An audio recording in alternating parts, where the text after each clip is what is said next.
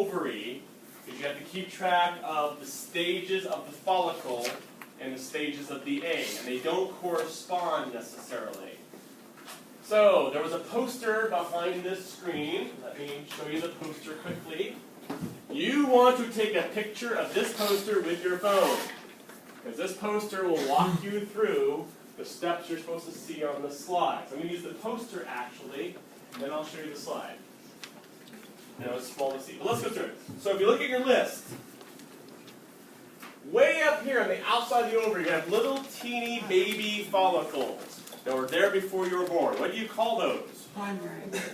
Primordial, right? Follicles.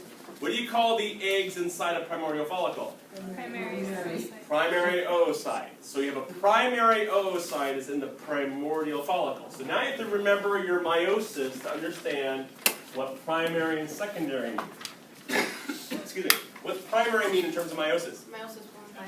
Well, it hasn't even started. Hasn't been started yet. So that means 2N or diploid. What does secondary mean? Started. Very good. Started meiosis, so therefore I'm N or haploid. So, in a primordial follicle, they're primary oocytes because they have not finished meiosis. They're still 2N, or diploid. Does that make sense? Alright, so let's do our primary follicles. Our primary follicles look bigger. What kind of oocyte lives in a primary follicle? Primary. A primary oocyte, because it has not finished meiosis yet. Let's go to a secondary follicle, called the eye of Sauron, right here. So, what kind of oocyte is in the secondary follicle? Primary. A primary oocyte, because you haven't finished meiosis yet. Then you got the mature follicle, which is the one that's got the big space on it, also called Graphian or vesicular. What kind of oocyte is in that one? Secondary. Secondary, because I'm finishing meiosis, I'm not haploid. So on all these lingos, primary means I haven't finished meiosis, or I'm still 2N. Secondary means 1N or haploid. So in the eggs, you have primary and secondary follicles, but they still retain a primary oocyte. The oocyte hasn't finished meiosis. Make sense? So you can't just go primary, secondary. So primary, secondary follicles with primary oocytes. Here's a mature follicle with secondary oocytes. Make sense? So the primary, secondary has a meaning in this context. So if I show you back to my slide,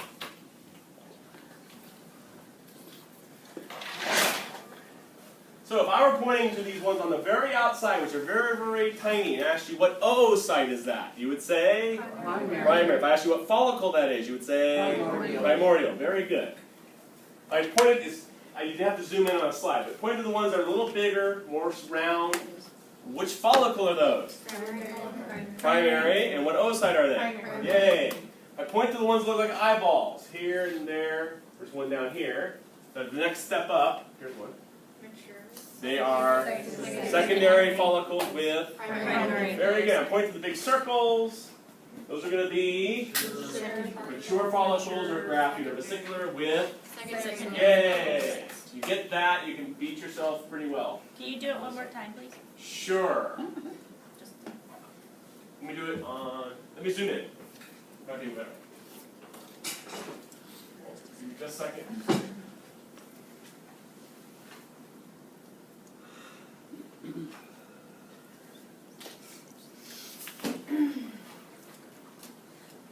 So we're zooming in closely on an ovary. Here's a little, this would be really, really tiny, with not much structure. So that follicle is primordial. That egg is yay.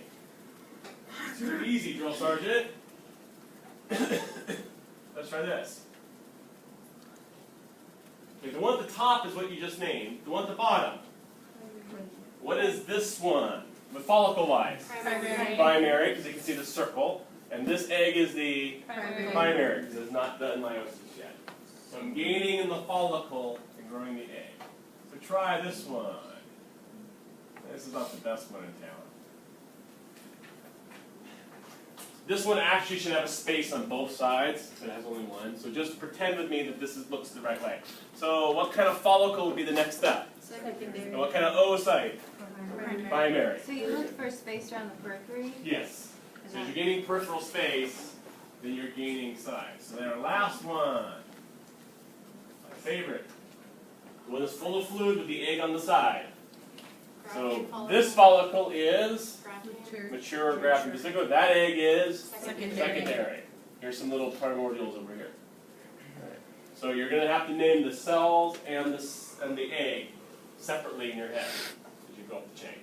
Make sense? Is there a picture that has all of them compared to each other? On the poster. So the poster is going to be your friend. So let me do, if I can get Boston to work for some reason, you can zoom in, but it doesn't want to zoom. I can't get the zoom to work anymore, but they used to have a really nice one if you go right here. Primordial, primary, secondary, vesicular, all in one little scan, but it won't zoom in anymore. Damn it. Alright. Let's find a uterus. That's where life gets fun. Okay, for the uterus, it's the same slide you saw last week, but now you have to know what stage of your menstrual cycle it is. So what you're going to do with your head and your eyes and your brain is you're going to look at the uterine glands, and you're going to compare them between the different slides.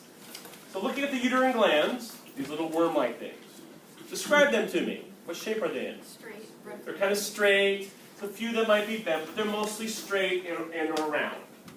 This is when the uterus is growing in thickness. So when do you grow a uterus in thickness? Follicular phase. But in a uterus, we call it the proliferative phase. Because you're growing, you're proliferating. So although it's the follicular phase of menstrual cycles, it's the proliferative phase of the uterus. Right? So that's your proliferative phase. They look like they're long and straight and not too bad. Okay, compare what you saw in your head to this picture. Tell me about the glands. They're squiggly. There's more of them. What else do you notice about their shapes? They're convoluted. They're convoluted, like that word. It's very good. They're bent, corkscrewed. There are very few of them are straight or round. They're a lot more squiggly. So this would be after you've ovulated as you're making it thicker and more bloody. So what phase is that in uterine terms? Secretory. Secretory, because you're secreting more stuff. So proliferative is before ovulation, secretory is after. That's secretory phase. The worms, we call them, are getting more crooked. Okay. So then, let me show you this picture here.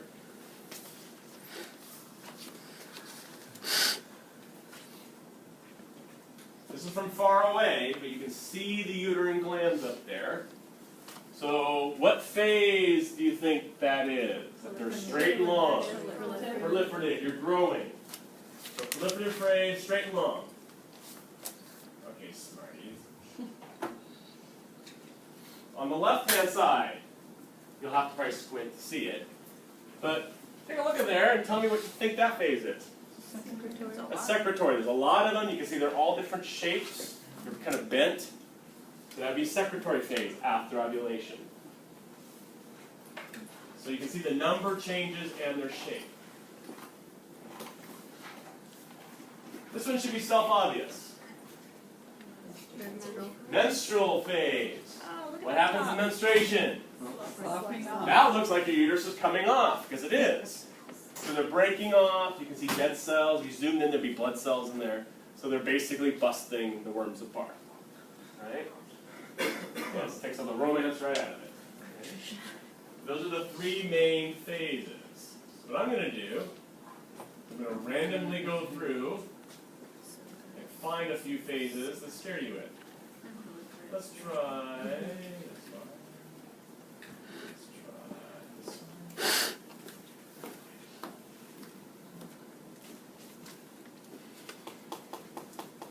Okay, give me a phase.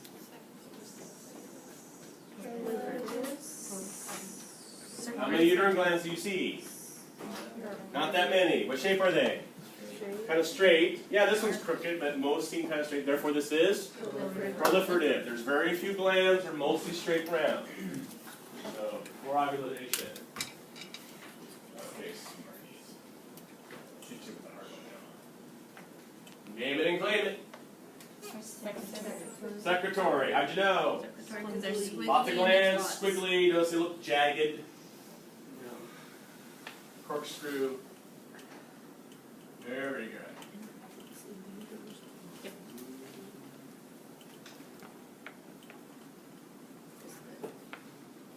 That's the right one. This we do. Whoa. So here. What organ is this? It's an ovary. How'd you know? Look at all those follicles, right? So now we're going to try doing our follicles. If I were pointing up here in these little tiny circles, what do you think that would be? Primordial. Primordial. What oocyte do you think that is? Primary. Very good. If I point to this one, give me its follicle. Mature. Sure, give me its oocyte. Secondary. Too easy, drill sergeant. How about, let's do... How about the this big right one? Here. Or here. Good one. Secondary. Okay, I'll give you secondary. Secondary what, though? Follicle or oocyte? Follicle. So the oocyte must be... Primary. Yeah. What's the big one on the right, Jonathan? This? Yeah. That one was one of these that already or is going to ovulate, so they just missed the egg when they sliced it. Oh. So they just kept, that would be the antrum Okay. of the mature. Wait, They get kind of you said that you'd accept secondary, but what were you going to say? I was thinking that's a late primary, personally. That's me. Let's zoom in. To me, that's a late primary. I didn't know that was such a thing. Like late primary. That's an early primary. Okay. The thing on the left is what I'm interested in, not the things on the right. That's the, Corpus luteum. How did you know that was a corpus luteum? because it looks like one. It looks like one.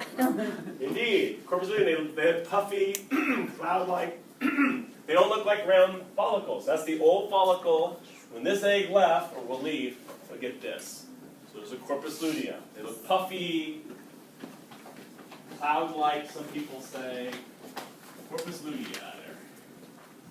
So then we're going to do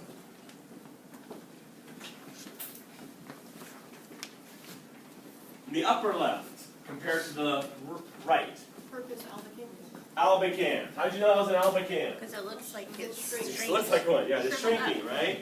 So the luteum gets smaller and smaller and decays and becomes an albican. They look kind of the same, just size is different. This one looks a little more destroyed. But So that large one on the right is trying to become an alpha. yeah, so that's a luteum going to become an albican. So another version here. Here's another albicans. Looks like a puffy cloud, but notice how small it is compared to the follicles. The follicle. So that's just shriveling up and becoming a scar. So the luteum is usually big, the albicans is usually small. So just I want that one. That one already. So look at the size again on that one. The luteum's bigger than all the follicles, right? It's huge. Then the albicans would be smaller than the follicles. Where's the albican on here? There's no albicans on this one. There's all luteum. Okay. That's just one big one? Yep, that's one big luteum. So it gets bigger than the follicles it has. Can anyone see a corpus luteum in this picture? Yeah. That's the whole thing you're seeing here. Yeah. I was going to say. Well, to show you that's during pregnancy. Right? So if you think about it, remember we learned that in lecture that you have to maintain the corpus luteum for a couple weeks. So when you're pregnant, it just gets about like half your ovaries sitting there as a corpus luteum. Then eventually that will then shrink down. But, so again, corpus luteum looks like a big cloud. Baby. Make sense? And it'll shrink down to the same size as any other Yeah, corpus it'll luteum? eventually shrink instead of any other. And is that once implantation has taken place? Pretty much, Right, yes. okay. So, Because then the, once HCG basically And it drops can- off right. after that. Okay? So you want to spend time getting your ovaries down. That's the majority of the slides will be the ovary stages and the uterine stages, like all of the poster. But you're also supposed to... Okay, the problem with your slides is they look horrible and they don't look like this. But you can get the gist from your slides. So this is a uterus. You saw me click it. The way I know that's a uterus is there's a white space up here. That's the lumen where the baby would live. And then you see these long, we call them snakes. But they're not snakes. These are glands. Right? This is the endometrium. This is the part that you would grow and slough off during your ovulatory cycle. So if you see a white space with these funny looking snake-like things, That's your uterus, and that's the endometrium of the uterus. Looking at that picture, can you guess for me which part's the stratum functionalis versus the stratum basalis? Can you see a difference? Wouldn't the functionality be The- towards the limb? And the bottom part Yell would when be you think about the stratum basalis. basale. You're saying that's the Start clapping. basale? Right Yeah, here? yeah, now. Yeah. So there's no line in the sand. It's not like in skin where you just draw a line. But you can tell that this part looks different than this part in terms of density and shape. So the stratum functionalis is about here up. Stratum basalis is about here down. Right? But there's no magical spot. Right? You can kind of see it. So if I do another picture, uterus again. I have white space. I have worms.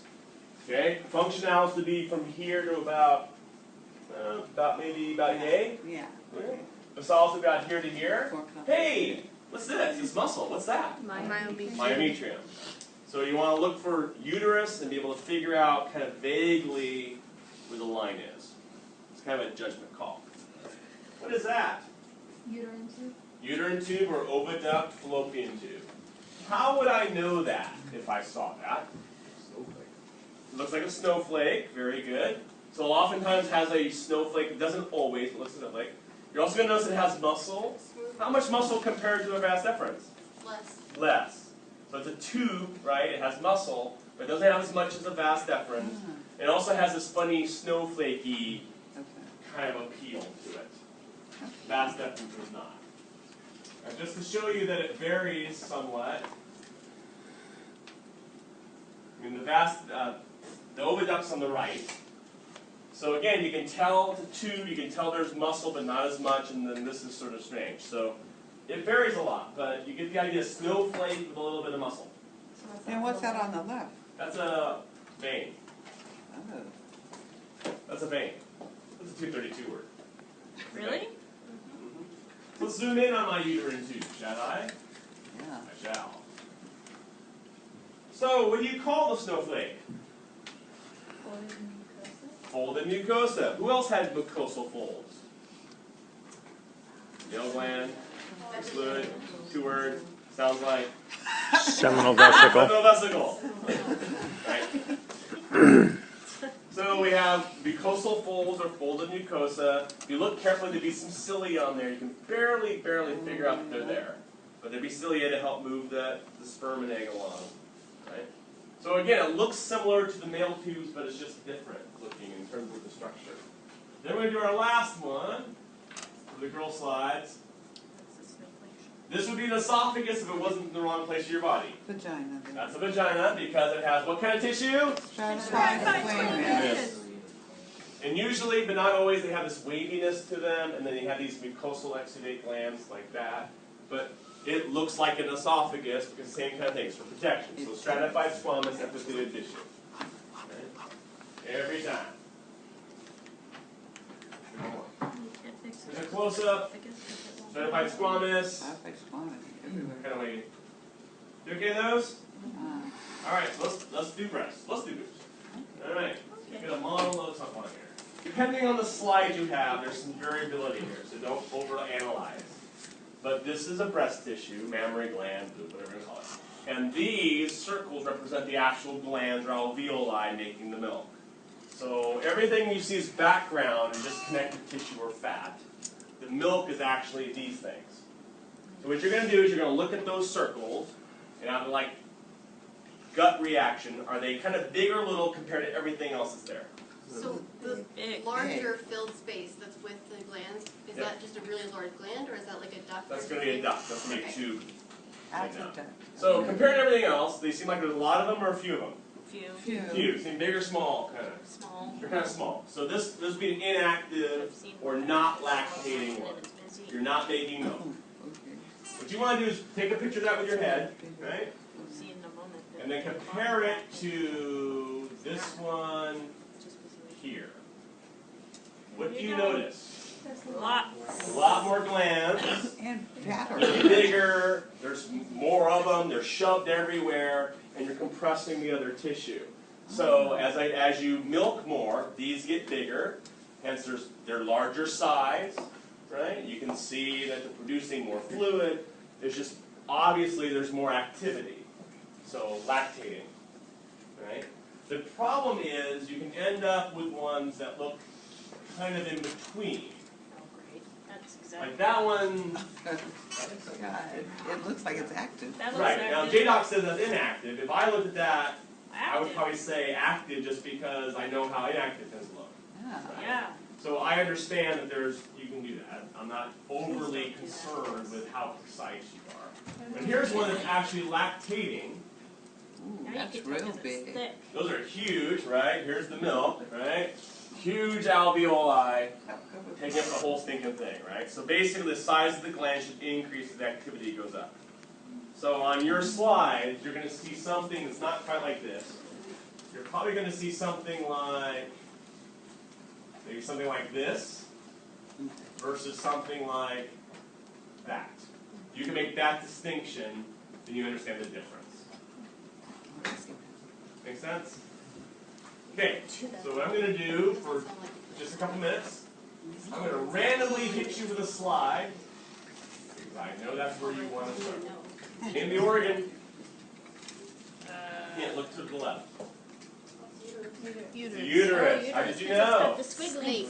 I see squiggly on the wormy uterine glands. Here's my baby lives here. Here's my endometrium. So all this must be the myometrium. Very good. So look for those worm type things. Spaghetti, some people call it. Whatever. So try this one. Let's do. It's not. The reason you're gonna hate me is I wish this part were thicker. Is that By a the way. uterine? Uterine tube. It looks like that, but it's not. It's a uterine. Uterine. Uterine tube reproductive. Normally this would be Like a thicker. weird snowflake. That's the snowflake, but they didn't have a thick enough line. That's the snowflake, which looks like a vesicle. That's a snowflake. Close up. Vagina. Esophagus. We're not going to joke down, right?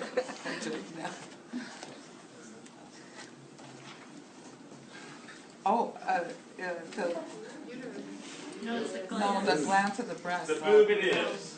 It's inactive. It's pretty much inactive because notice that these are kind of few, Inflated. not really, I mean it's hard to tell without any other option, but I see there's very few of them. There's a lot of background, I'm going to say inactive mammary gland. Make sense? Very good. So, use the rest of your time as you see fit. Yay. You're going to know a uterus because it has the squiggly worms, also called uterine glands formally, in it. So you have a lumen, you have all these little lines, and then the bottom would be where the muscle is. This is the myometrium here. The endometrium is there. And the endometrium is broken down into two. So if you look kind of with your eye, there's sort of a difference about here. So functional layer, I'm going to say, is more up there. Basal layer is more down here. Then I have a fallopian tube. Fallopian tube is going to look like a star, snowflake, depending on who you talk to. And it has some muscle, but not as much muscle as the vas deferens did in the male. So it's not nearly as muscular. And then vagina, we don't have a picture of, but that would look just like an esophagus, just with some differences. Stratified squamous epithelium with some glands and whatnot. More blood vessels. More blood vessels, a little bit more wavy. Then we have to do breast tissue. Let's find some boobs. It's right over there. Bring me your boobs. That's it. All right. So, we'll start on the easy ones. Nipple and the areola is the colored ring. Then, if you think of this as like a lung, it makes some sense, but the whole thing would be a lobe. So, lobe. I'm saying there's 3 lobes I can see. Then each lobe is broken down into like mountains. So, lobule, lobule, kind of lobule, lobule. And then each of those is broken down into a bump, an individual sac. So, alveoli. So, alveoli are the individual bumps on the lobule in the lobe. And those drain down the lactiferous duct, which you really can't see, but the lactiferous duct comes out right here. And those are your lactiferous sinuses, which are just before they come out the nipple. So it's like a backwards volcano. It's like a backwards volcano. Or it is a volcano. Yeah. Strong. Great. Yeah. That's a bad So this mental one's image. yes. Two volcanoes. Two volcanoes. Yep. Mm, Okay. And the slide, I don't think we have. What about the poster over here? Like the man ring? Oh, I always use the girl poster over there.